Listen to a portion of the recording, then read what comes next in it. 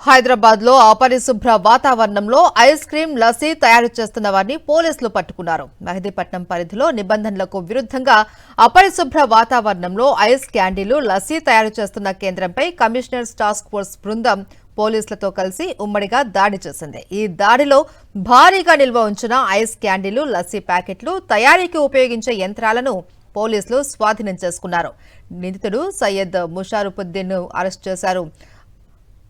Alia ice cream parlour పేరుతో ఈ కేంద్రాన్ని నిర్వహిస్తున్నాడు ముషారఫుద్దీన్.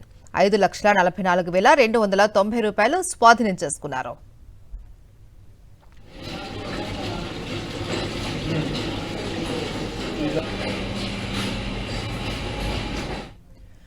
హైదరాబాద్ లో అపరిశుభ్ర వాతావరణంలో ఐస్ క్రీం లస్సీ తయారు చేస్తున్న వారిని పోలీసులు పట్టుకున్నారు.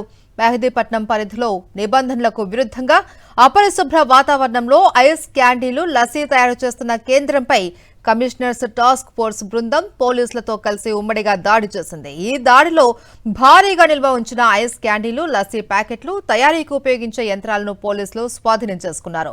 నిందితుడు సయ్యద్ ముషారఫుద్దీన్ ను అరెస్ట్ చేశారు.